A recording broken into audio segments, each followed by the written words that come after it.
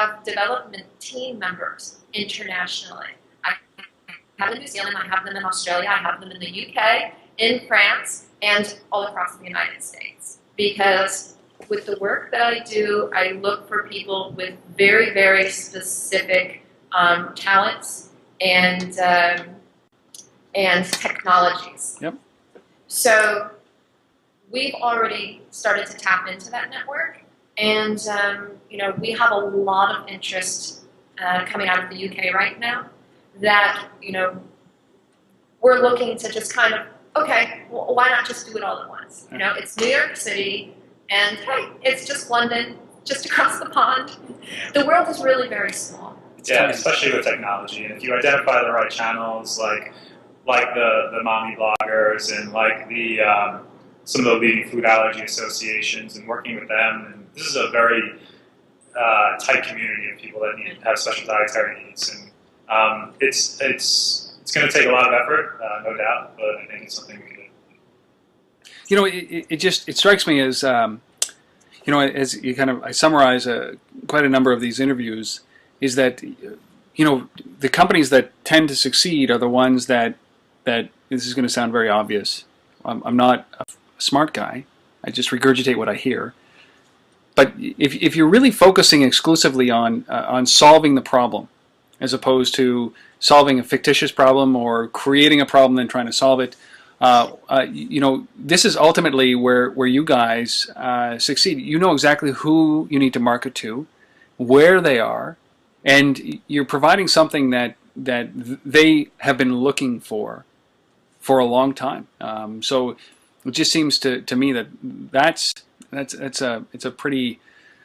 It's not simple. It takes a lot of elbow grease and a lot of work and time. But once you penetrate that, ultimately, you're right, Paul. It's going to, it's word of mouth from that point forward, isn't it?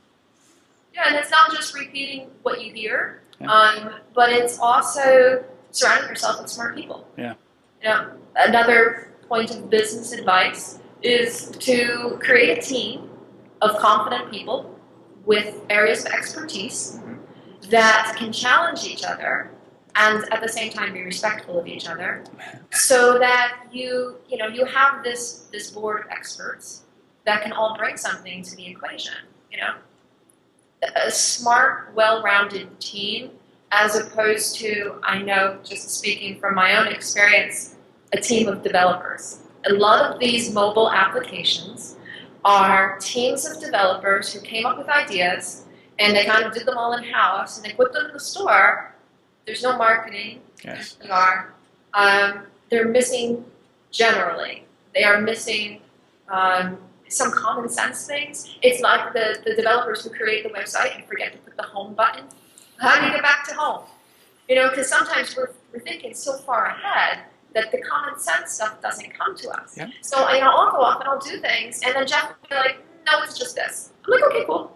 Then Valerie will go somewhere and she'll be like, thinking of these parameters and the filters, and it's like, okay, well, why don't we just write it like this?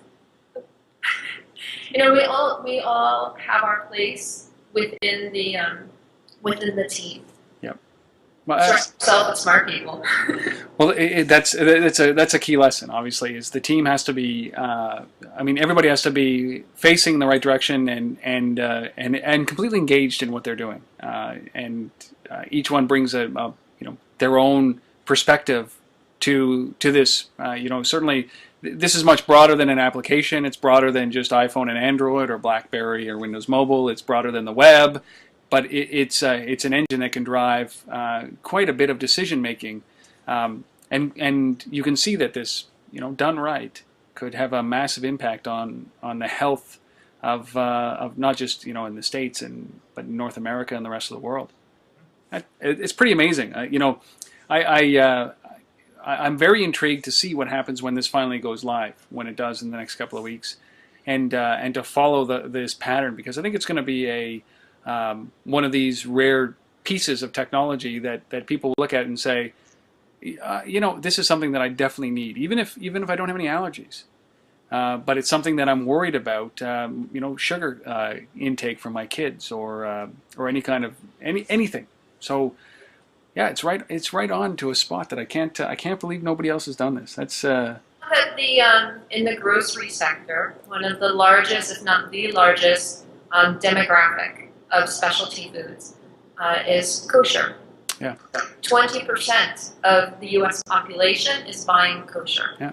And that is part halal and part kosher, because Yeah. they follow similar rules. I found that extremely surprising. it's a huge number. There's things that we just, that we didn't know, and, we're just learning as we go. But I think that the market will influence us, and we will influence the market. Well, I could keep talking to you guys forever, I think, because it's health is obviously something that. But we're a startup, so we don't have that time. No, exactly. You gotta drive things, and you're in New York. I wanted to get your perspective just before we head off. Is that what is it about this of New York City? I've spent a lot of time with entrepreneurs like yourselves who are building these things, and it just seems like New York has become the mecca of mobile, the mecca of that software layer. Shining a huge light in New York and taking it off of the valley, and maybe even taking it away from others software hubs like Texas. And you must have a view of why New York City is all of a sudden in the spotlight. I think it came down to advertising dollars, frankly. I think walking down Madison Avenue and seeing all the advertising agencies down there and all the developers out there saying, okay, I created a product, now how do I make money? There's advertisers there, and that's where a lot of people are going. There's probably some economic factors recently that helped a little bit, and driving talent away from banks or whatever. But I think there's definitely a huge influx of startups in New York City, and it's getting pretty exciting. I think that's a good business development perspective. I'll give you the layperson's perspective. Yeah. I think, definitely, there's, the advertising dollars. There's a certain business drive to the city, which is why, we can find some of the best professionals available out there to participate. But on another level, the city is very mobile. We are a city of people who travel, are well-traveled, who need mobile devices, who need to take their information with them. When I travel over to Europe, I don't eat. I just wait till I come home, because I really don't know. And we are working on how are we going to handle the European market, because you go over there and it's like, okay, I'd like to go and grab something at the deli to eat. Could I just scan it? Because if I can just scan it and know if it's okay, I don't understand this language or the difference in things. So I think that part of that well-traveled aspect and the diversity of the cultures, once you put a lot of different cultures together, you're going to come up with a lot of different dietary needs. Yeah. And so people that are in the city, in New York City, 8.5 million people, are going to understand what this concept is, and it'll just grow out of that. So we might go somewhere else that has a bit of a smaller market. People understand the concept as a whole. But you're more likely within New York City, I believe, to find somebody that is absolutely directly affected and, maybe a little bit more high maintenance. I'll raise my hand to say, you know what, I will use this. I am the mobile person with the food allergy who wants the solution. Yeah. That is me. Well, it just seems to me like... it's yours to grab here, and I really do appreciate you taking the time, away from what you guys would typically be doing on a Sunday afternoon, which a startup would probably be in the office anyways, to come and talk about this, because this is that perfect confluence of a great idea, a huge hole in the market, especially in the mobile space, not to mention the rest of what you're thinking about. And a massive opportunity that sits out in front of you. So really, I do appreciate you guys coming. Yeah, I'll cross my fingers too. 10 days or so. In about 10 days to launch this thing and see what happens. And I wish you guys all the best. And I really do appreciate you guys coming on and sharing this with Untether. Thanks for spreading the word. Well, so I've been speaking with Jeff Schmidt and Paula Patrice These guys are from nutrisleuth, so it's nutrisleuth.com where people can find you. Anywhere else that they can follow you guys? Twitter, Facebook?